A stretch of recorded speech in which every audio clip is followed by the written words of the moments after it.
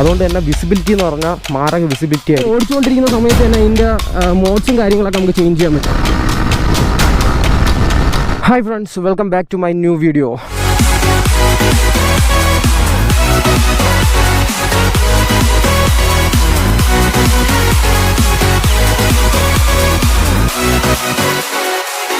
ഇന്ന് നമ്മളെ കൂടെയുള്ള വണ്ടി എന്ന് പറഞ്ഞാൽ യമഹേര R15 V4 എന്ന് പറയുന്നൊരു വണ്ടിയാണ്.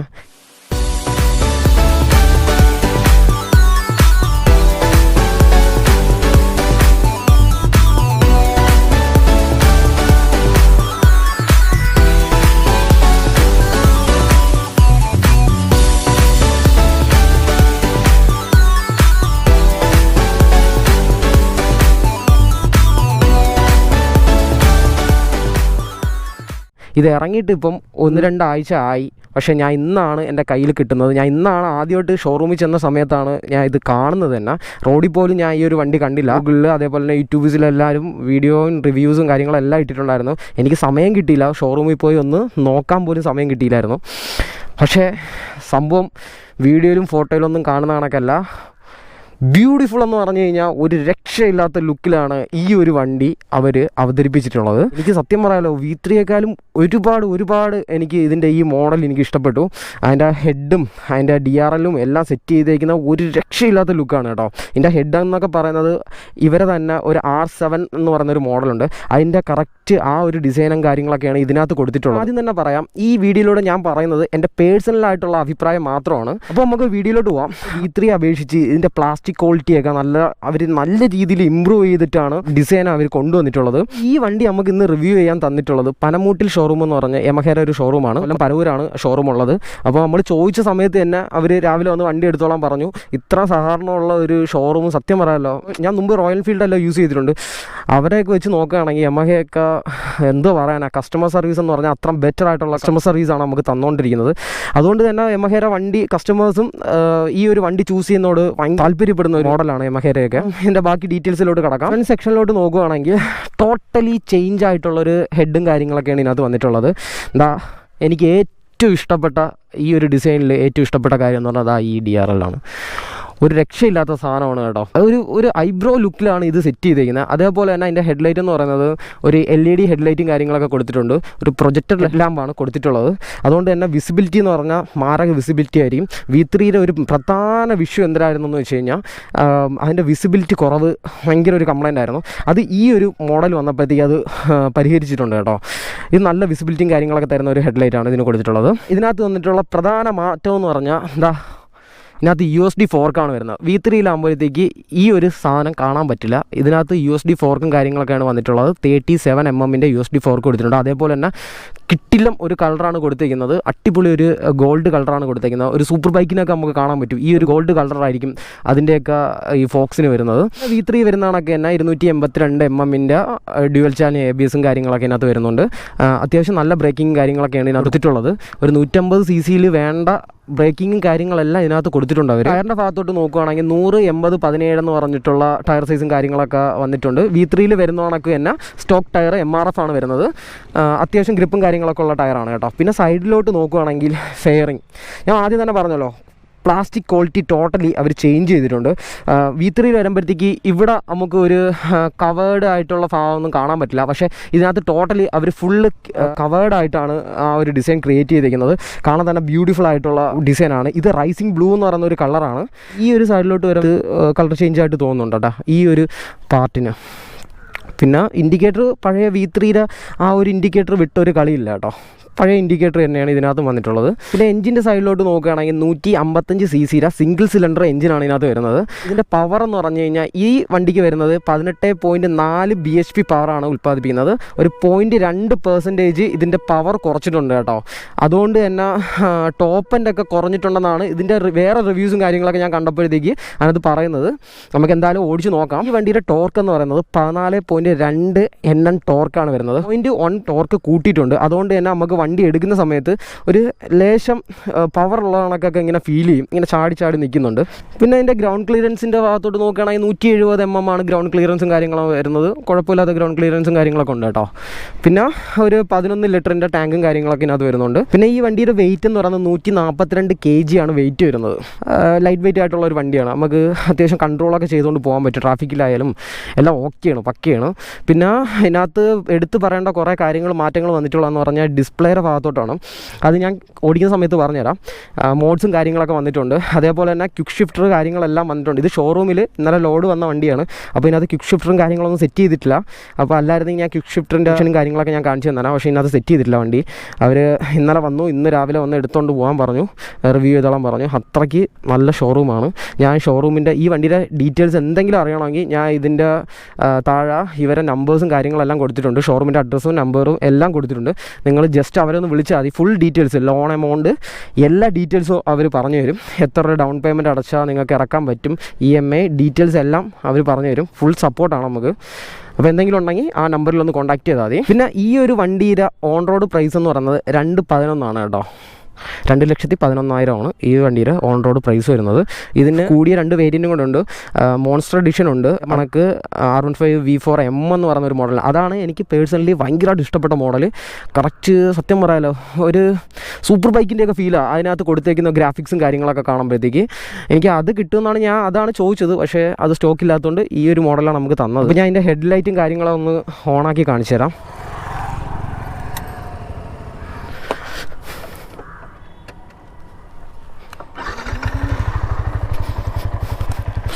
ഇതാ ഇങ്ങനെയാണ് ഹെഡ്ലൈറ്റും കാര്യങ്ങളൊക്കെ വരുന്നത്. ആ DRL ഒക്കെ കത്തി കിടക്കുന്നതാണല്ലോ. ഒരു രക്ഷയില്ലാത്ത ലുക്ക് കേട്ടോ. സത്യം പറയാമല്ലോ, സൂപ്പറായിട്ടുണ്ട്. അപ്പം ബാക്കി കാര്യങ്ങളൊക്കെ നമുക്ക് കയറി ഇരുന്നിട്ട് സംസാരിക്കാം. അതൊക്കെ അത്യാവശ്യം വലിപ്പമുള്ള ഡിസ്പ്ലേയും കാര്യങ്ങളൊക്കെ കൊടുത്തിട്ടുണ്ട് കേട്ടോ. അപ്പോൾ നമുക്ക് ഇതിനകത്തോട്ട് കയറി ഇരുന്ന് സംസാരിക്കാം ബാക്കി കാര്യങ്ങൾ. പിന്നെ ഹാൻഡിൽ ഇത്തിരി അപ്പ് ചെയ്തിട്ടുണ്ട്. ഇത്തിരി കണക്ക് നല്ല രീതിയിൽ കിടന്ന് ഓടിക്കേണ്ട ഒരു ആവശ്യം വരുന്നില്ല. ഇത് അത്യാവശ്യം പൊക്കിയാണ് വെച്ചേക്കുന്നത്. അതുകൊണ്ട് തന്നെ നമുക്ക് റൈഡ് നല്ല രീതിയിൽ കംഫർട്ട് തരുന്നുണ്ട്.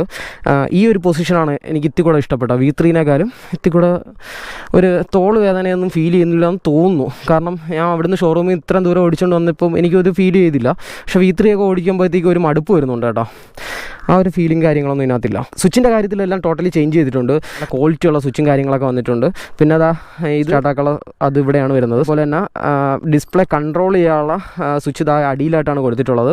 ഇപ്പോൾ നമുക്ക് മോഡ്സും കാര്യങ്ങളും മാറ്റണമെങ്കിൽ ഇതാ ഈ ഒരു സ്വിച്ചിൽ ലോങ് പ്രസ് ചെയ്ത് കഴിഞ്ഞാൽ ഇപ്പോൾ ട്രാക്ക് മോഡായി. അതേ കണക്ക് തന്നെ ഇതിനകത്ത് ലോങ് പ്രസ് ചെയ്ത് കഴിഞ്ഞാൽ ട്രാക്ക് മാറി സ്ട്രെയിറ്റായി. അങ്ങനെയാണ് മോഡ്സും കാര്യങ്ങളൊക്കെ മാറ്റുന്നത്. പിന്നെ ഇതിനകത്ത് തന്നെയാണ് ഇതിനകത്ത് ഞെക്കാൻ നേരത്ത് ഓഡോ അതെല്ലാം ആവറേജ് ഇതെല്ലാം ഇതിനകത്ത് തന്നെയാണ് ചേഞ്ച് ചെയ്യാൻ പറ്റുന്നത്. അത് കണക്ക് തന്നെ ഇപ്പുറത്ത് അതിനകത്ത് നോക്കിക്കഴിഞ്ഞാൽ ട്രിപ്പ് കാര്യങ്ങളെല്ലാം മാറ്റാൻ പറ്റും നമുക്ക്. പിന്നെ ഹസാർഡ് സ്വിച്ചാണ് ഇത് കാണുന്നത്. പാസ്, ഇൻഡിക്കേറ്റർ, ഹോണൊക്കെ നല്ല രീതിയിൽ ചേഞ്ച് വന്നിട്ടുണ്ട് കേട്ടോ. നല്ല ക്വാളിറ്റിയുള്ള സൗണ്ടായി കേട്ടോ.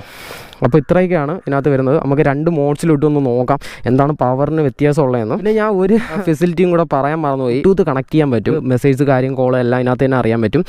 വൈ കണക്റ്റ് എന്നാണ് ആ ആപ്ലിക്കേഷൻ്റെ പേര്. യമഹേര തന്നെയാണ്. അപ്പം അത് നല്ലൊരു കാര്യമാണ് ഇതിനകത്ത് കൊണ്ടുവന്നിരിക്കുന്നത്. അപ്പോൾ നമുക്ക് ജസ്റ്റ് വണ്ടി ഒന്ന് ഓടിച്ച് നോക്കാം. ബാക്കി ഡീറ്റെയിൽസ് എല്ലാം ഓടിച്ചിട്ട് ഞാൻ പറയാം. ക്വിക്ക് ഷിഫ്റ്ററും കൂടെ ഇതിനകത്ത് സെറ്റ് ചെയ്തിരുന്നെങ്കിൽ പൊളിയാനാ. നമുക്ക് അതിൻ്റെ ഡീറ്റെയിൽസും കൂടെ ഞാൻ പറഞ്ഞു തന്നേനാ. എക്സോസ്റ്റ് നോട്ട് ഞാൻ ജസ്റ്റ് ഒന്ന് കേൾപ്പിച്ച് തരാം.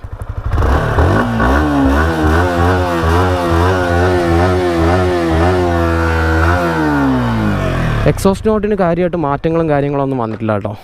സ്റ്റാൻഡ് കിടന്ന് ഓഫാവും. ഫസ്റ്റ് ഇടുമ്പോൾ തന്നെ ഓഫാവും.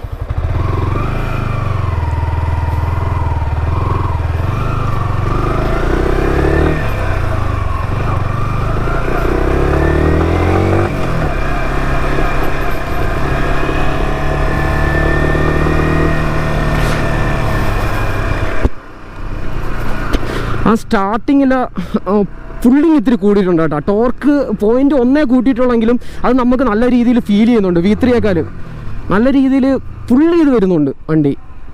ടോപ്പ് എൻഡിൽ നല്ല രീതിയിൽ മാറ്റം വന്നിട്ടുണ്ടെന്നാണ് പറയുന്നത്. ആ BHP കുറഞ്ഞപ്പോഴത്തേക്ക്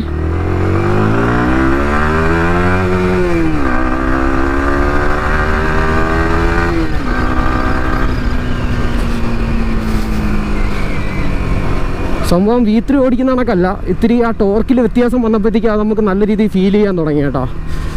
കൊള്ളാം, വണ്ടി ടോട്ടലി ഓക്കെയാണ്. ഞാൻ അതിൻ്റെ ലുക്ക് ബേസ് തന്നെ ഫ്ലാറ്റാണ്.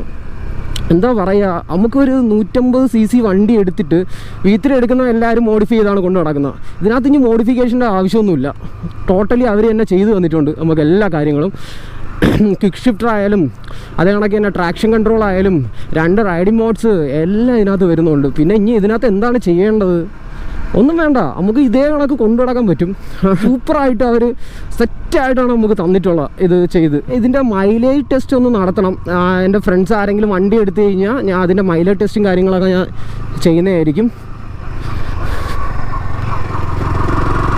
കാരണം V3ക്ക് അത്യാവശ്യം 10-55 മൈലേജ് കിട്ടും. ഇതിന് 40 അവർ പറയുന്നത്. ഇതിന് എത്ര കിട്ടുമെന്ന് ചെക്ക് ചെയ്ത് നോക്കണം. അത്യാവശ്യം മൈലേജ് എന്തായാലും കാണും. ഇപ്പം എണ്ണ വിലയൊക്കെ 110 എത്താറായി. അപ്പം എന്തായാലും കൂടിയ വണ്ടി എടുക്കുന്നതിനേക്കാൾ നല്ലത് ഇത് ഒരെണ്ണം എടുത്തിട്ട് കഴിഞ്ഞാൽ അത്യാവശ്യം മൈലേജും ഉണ്ട്, നമുക്ക് അത്യാവശ്യം പവറും ഉണ്ട്, ലുക്കും ഉണ്ട്. വില ഇത് കൂടുതലാണെന്ന് ആരും പറയത്തില്ല. കാരണം RC 125 എടുക്കുന്നതിനേക്കാളും ബെറ്റർ ആയിട്ടുള്ള ഒരു ഓപ്ഷനാണ്. അതിനേക്കാളും പവറുണ്ട്, ലുക്കുണ്ട്. എന്തുകൊണ്ടും ഇത് അഫോർഡബിൾ ആയിട്ടുള്ളൊരു വണ്ടിയാണ്. നിങ്ങൾക്ക് ഉറപ്പായിട്ടും നിങ്ങൾക്ക് എടുക്കാൻ പറ്റുമെങ്കിൽ ഇതങ്ങ് എടുത്തോ. നമുക്കിപ്പോൾ RC 200 എടുത്താലും ഇതിൻ്റെ അത്ര സ്പെക്കും കാര്യങ്ങളൊന്നും അതിനകത്തില്ല, അതിനകത്ത് മോഡ്സ് ഇല്ല. അതേപോലെ തന്നെ പക്ഷേ അതിനകത്ത് പവറുണ്ട്, ഓക്കെ. പക്ഷേ നമുക്കിപ്പം ഒരു ബിഗിനറായിട്ടുള്ള ഒരാൾക്ക് എടുക്കാൻ പറ്റിയ വണ്ടിയാണിതാ ഈ ഒരു വണ്ടി. സത്യം പറയാൻ ലക്ഷ്യമില്ലാത്ത കോർണറിങ് സ്റ്റെബിലിറ്റിയാണ് കേട്ടോ. എനിക്ക് ഭയങ്കരമായിട്ട് ഇഷ്ടപ്പെട്ട ഒരു വണ്ടിയാണ്. കോർണർ ചെയ്യാനൊക്കെ ഭയങ്കര കോൺഫിഡൻസ് തരും. ഇനിയും ചരിച്ചോ ചരിക്ക് എന്നൊക്കെ പറഞ്ഞ് നമ്മളെ വണ്ടി തന്നെ അങ്ങോട്ട് നശിപ്പിക്കും. എന്താ പറയുന്നത്, ഇതിൻ്റെ ടോപ്പ് എൻഡ് ഒന്ന് നോക്കണമെന്നുണ്ട്. പക്ഷേ നല്ല റോഡും കാര്യങ്ങളൊന്നും കിട്ടുന്നില്ല. ജസ്റ്റ് എത്ര വരെ കയറും, പഴയ കണക്ക് പവറുണ്ടോ എന്നൊന്ന് നോക്കണം. ഞാൻ ജസ്റ്റ് ഒന്ന് കാണിച്ചു തരാം.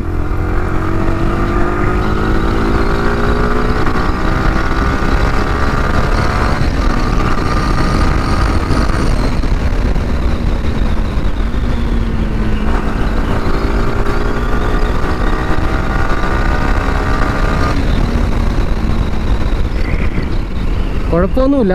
ഇതിനകത്ത് ടോപ്പ് എൻഡ് നിങ്ങൾക്ക് കാണാൻ പറ്റില്ല കേട്ടോ. ഇതിനകത്ത് ഷോറൂമിലെ വണ്ടി ആയതുകൊണ്ട് കിലോമീറ്റർ ഗേജ് അവർ കട്ട് ചെയ്തിട്ടൊക്കെയാണ്.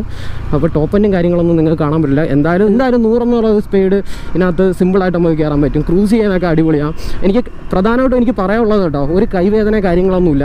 ഇതിൻ്റെ ഹാൻഡിൽ അപ്പ് ചെയ്ത സമയത്ത് നമുക്ക് നല്ല രീതിയിൽ ഇരിക്കാനുള്ള ഒരു റൈഡിങ് പൊസിഷൻ കിട്ടി കേട്ടോ. ഈ ഒരു പൊസിഷനായിരുന്നു നമുക്ക് വേണ്ടത്. അത്രയ്ക്ക് അടിപൊളിയായിട്ടുണ്ട് എൻ്റെ റൈഡിങ് പൊസിഷൻ എന്ന് പറയുന്നത്. സ്ട്രീറ്റ് മോഡിലാണ് കിടക്കുന്നത്. നമുക്ക് ട്രാക്ക് മോഡിലോട്ടൊന്ന് മാറ്റാം. ഇവിടെ ലോങ് പ്രസ് ചെയ്ത് കഴിഞ്ഞാൽ റണ്ണിങ്ങിൽ തന്നെ നമുക്ക് മോഡ്സ് മാറ്റാൻ പറ്റും. നമുക്ക് ട്രാക്കിലെ പവർ ഒന്ന് നോക്കാം. ഈ വണ്ടിയുടെ ഫുൾ പവർ തരുന്ന ഒരു മോഡാണ് ട്രാക്ക് മോഡെന്ന് പറയുന്നത്. രണ്ടും സെയിം പവറായിട്ടൊക്കെയാണ് എനിക്ക് ഫീൽ ചെയ്യുന്നത് കേട്ടോ. എനിക്ക് വല്ല പവർ ചേഞ്ചോ കാര്യങ്ങളോ ഒന്നും ഫീൽ ചെയ്യുന്നില്ല.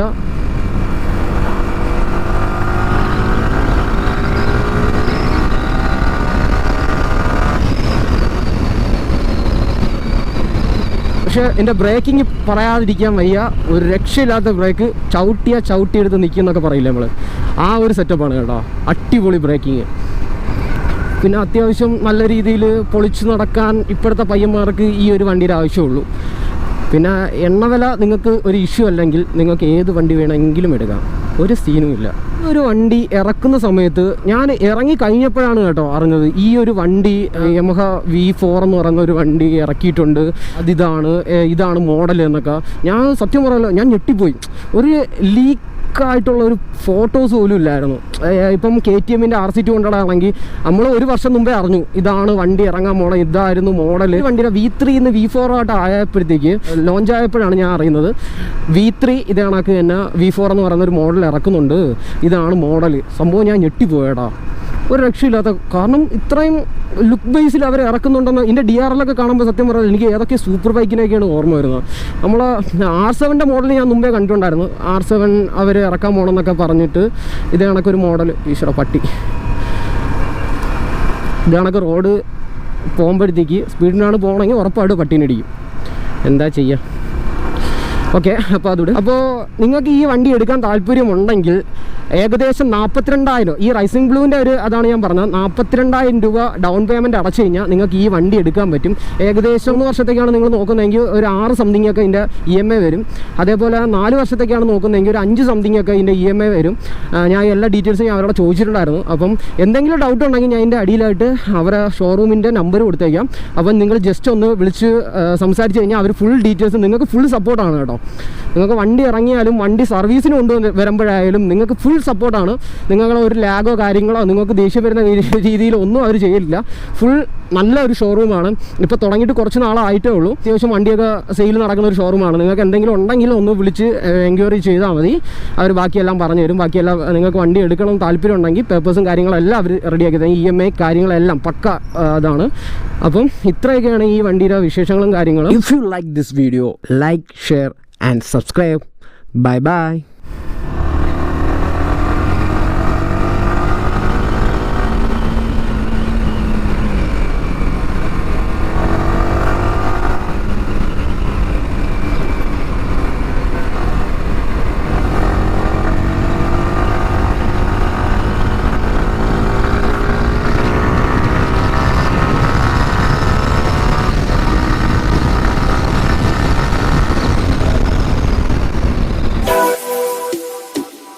Survivor.